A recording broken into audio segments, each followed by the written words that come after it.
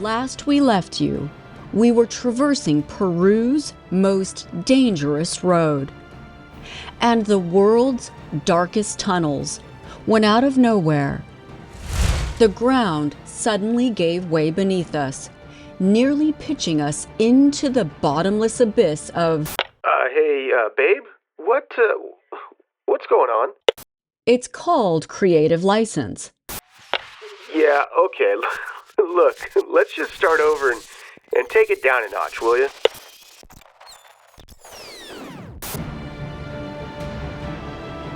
There was no turning back. Rose, what is up with the music? Fine, fine.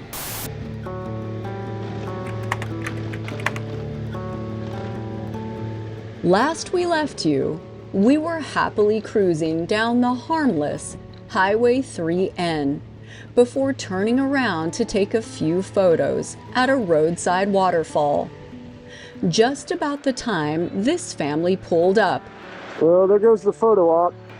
And, well, at least we got the one. All right, well, I guess we'll go. All right. And while Big Brother was busy frolicking, Little Brother was busy getting his head taken off, which was pretty much the height of the day's drama. Oh.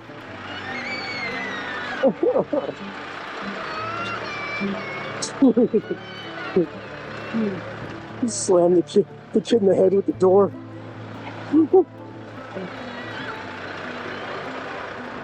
Well, that, and almost getting taken out by whatever this is.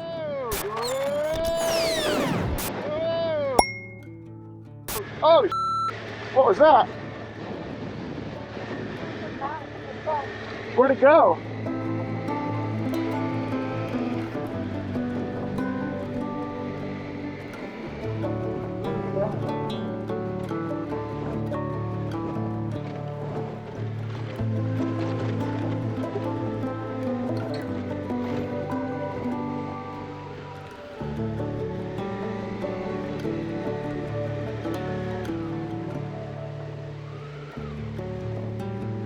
Having departed the narrow gorge of Cañón del Pato, we descended into Callejón de Huaylas, stopping occasionally for photos. If you get blown over, don't go into the river. You won't make it. And to admire the Rio Santa and its quest to swallow the highway. Damn. Water's moving.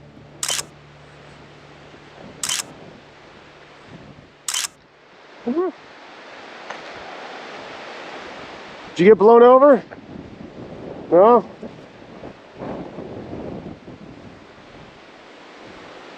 I was waiting for that guy in the truck to come park right here and slam that kid in the head with the door again. Oh, poor kid.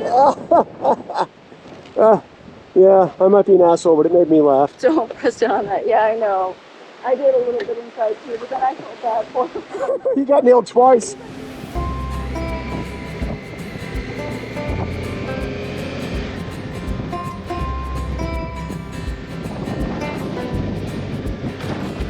Damn. Rough road, baby.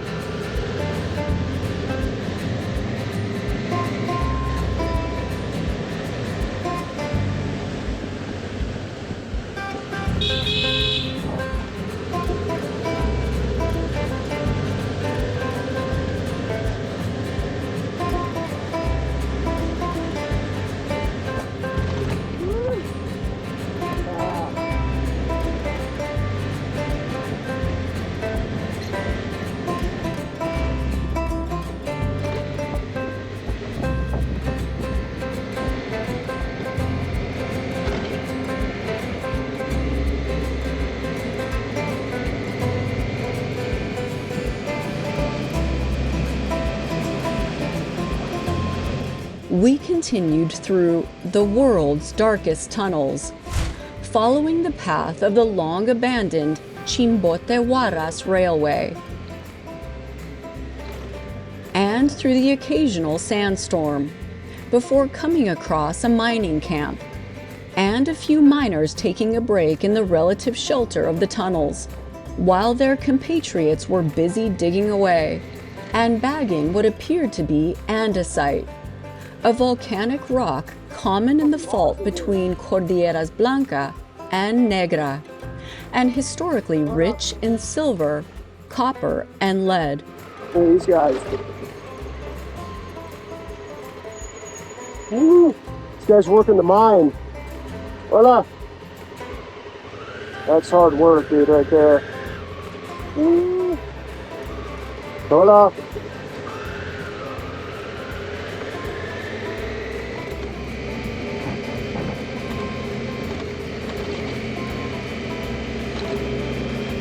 Despite the fact that industrial mining in the region ceased some 80 years ago, the few hardy souls that remain in this remote valley are willing to risk life and limb for a potential payday.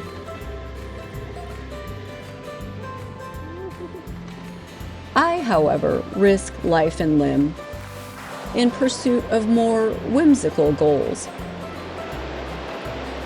Don't fall in. No. Step back. You're scaring the shit out of me. Seriously, don't fall in. Yeah, you would do it too. You're not the most graceful person. Yeah, just don't fall in. Just throw the rock. Oh God, she's making me nervous.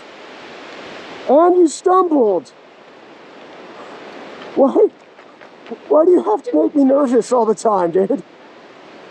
Wait, why does throwing a rock in the river have to turn into a near-death experience? I saw you stumble after you threw it. And while I may be known for falling on my face for absolutely no reason, I'm not the only one. Ow. Oh, all right. I gotta put this down so I don't kill myself.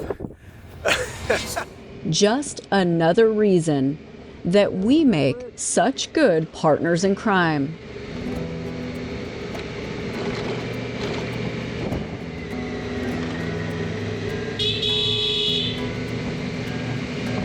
And that just about brings us full circle, right back to the detour that started all this drama.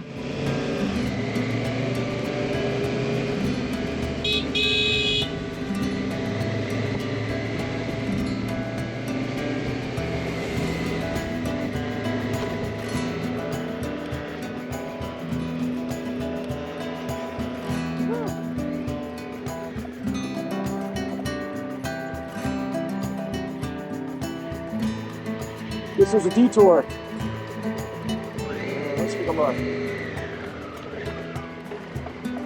Let's see what's over this detour here.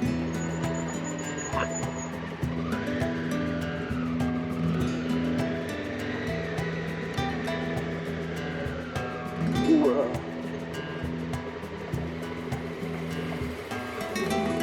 yeah.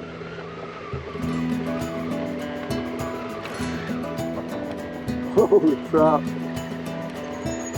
That's a detour, all right. Look at that.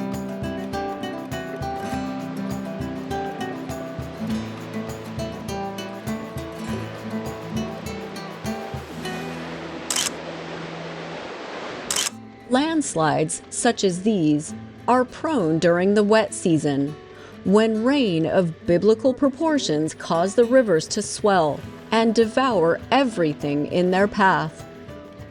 This was the middle of the dry season, and given the well-worn detour and the fact that the electrical lines had been restrung, this was probably nothing new. But come the wet season, in another 4 months, the detour will be underwater and this section of the canyon inaccessible.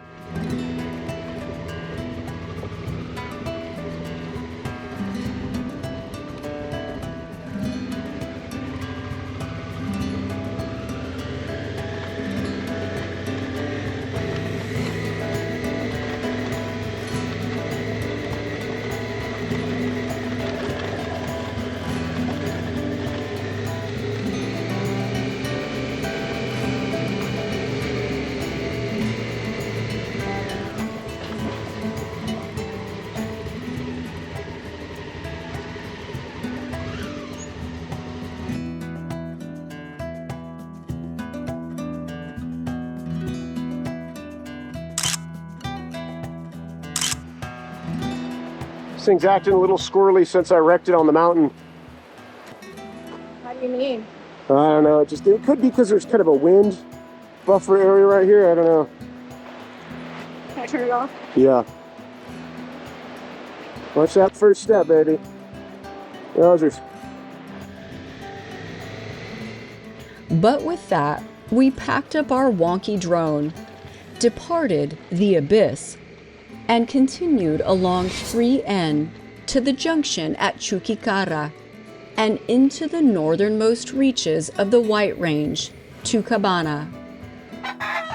From there, into the region of La Libertad, and onward to the tiny mountain town of Cachicadan. Or at least, that was the plan.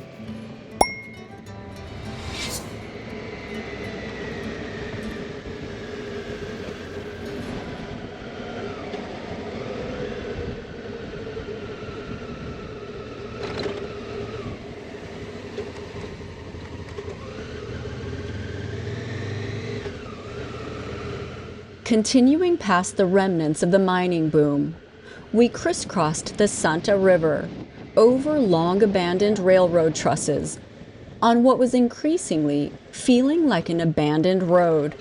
Hold on.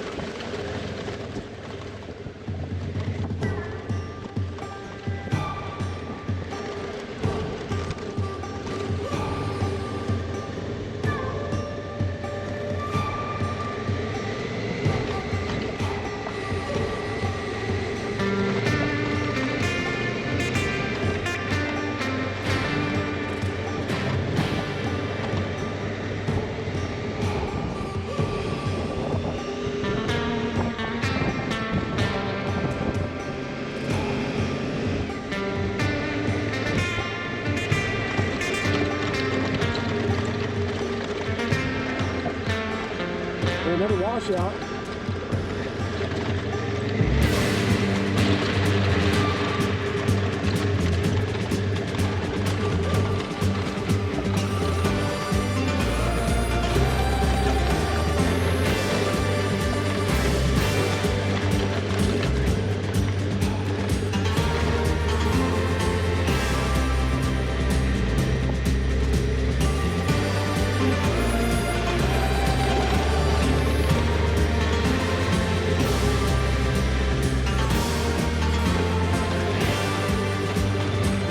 We arrived at the confluence of the Santa and Tablachaca rivers on what was left of the asphalt. Beyond this, south on Highway 12, lied the Pacific Ocean, but we were continuing north on Highway 3N into the steep and rocky Tablachaca Canyon, where we surprisingly encountered truck traffic, as well as a number of downed power poles on what was left of this national highway.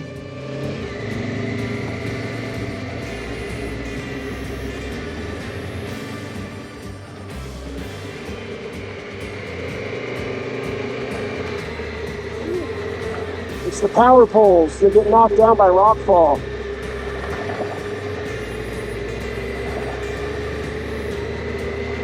See? Here's another one. See the wire?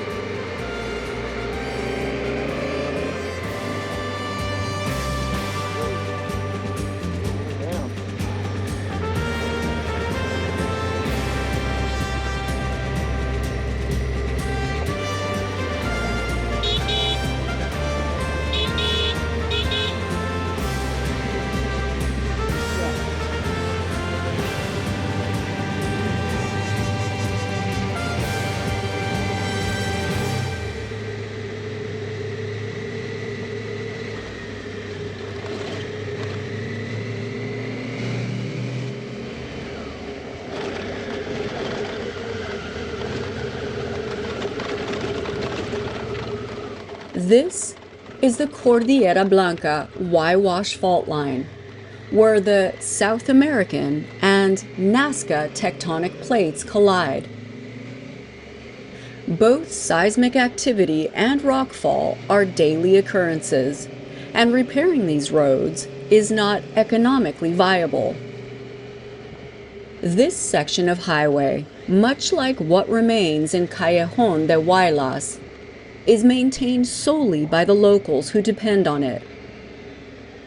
And when, not if, it eventually slides into the canyon below, the ever-decreasing population of Cañón del Tablachaca will be forced to either flee their homes or live in isolation.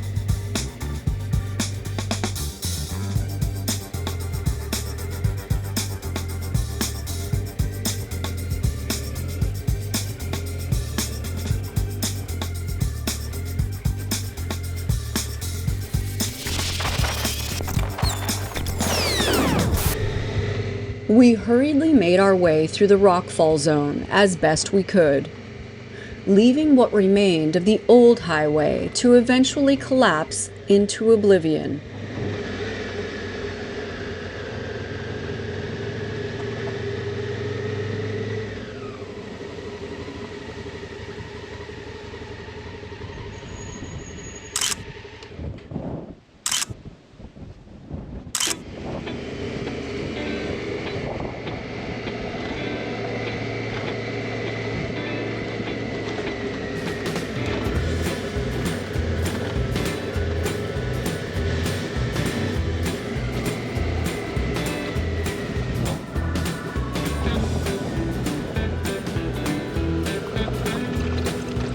We rode the buttery smooth tarmac over the 4,500 meter, 14,800 foot Abra de Anta Pass to the junction with the new highway, also confusingly designated 3N, and into the small town of Tauca, where we began our descent into the Payasca Valley.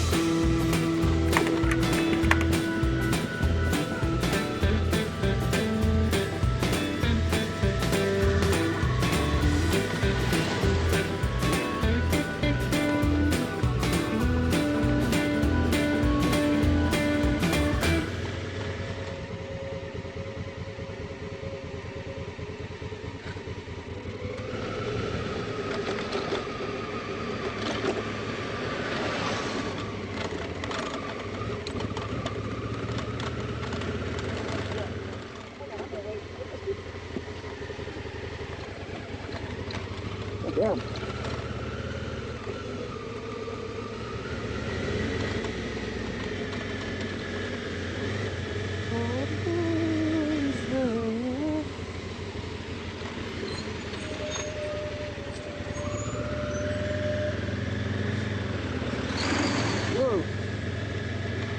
And as we tiptoe to our destination for the evening, through non-stop road construction along the new highway, I'd like to take this opportunity to answer a couple of common questions.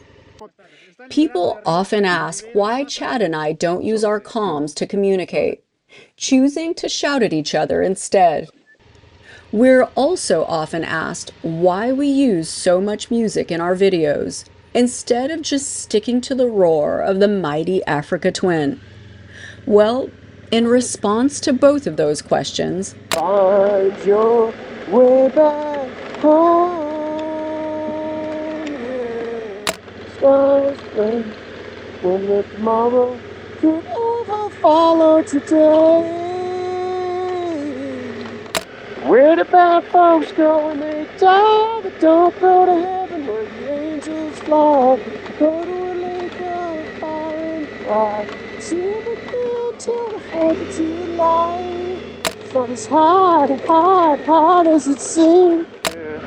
When the dogs to find her, got time to wait for tomorrow. To find her, to find her, to find. When Chad's not listening to podcasts or audiobooks in his helmet, he likes to sing along to the greatest hits of the 70s, 80s, and 90s. And while there's no arguing he has a lovely singing voice, I prefer to sit in silence and ponder what it is I'm doing with my life. Which brings us to the lovely little mountain town of Cabana.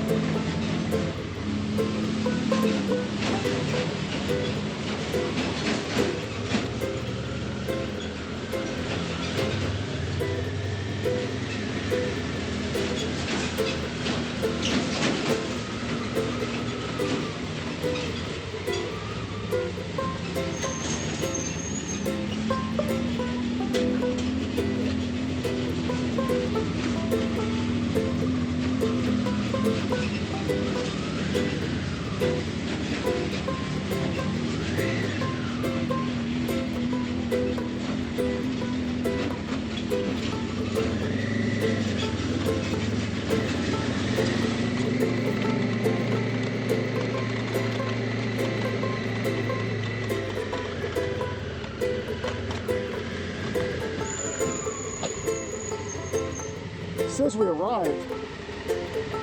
I don't know.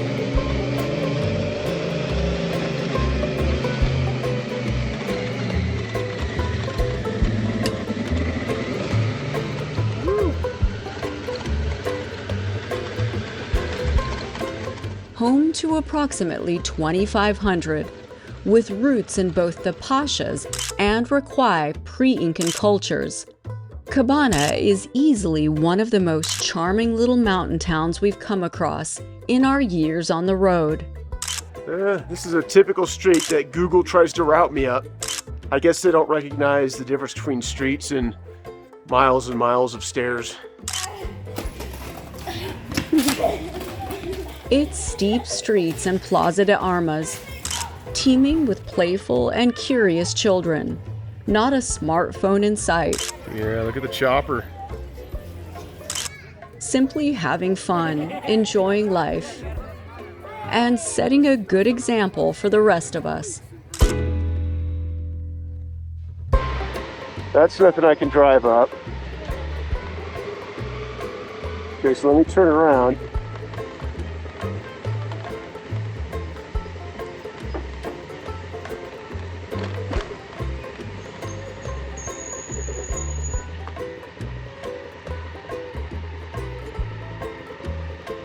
If I had $1 for every one of these little mountain villages I'd been lost in. Look at these guys. Woo! Vamos, vamos! Hola!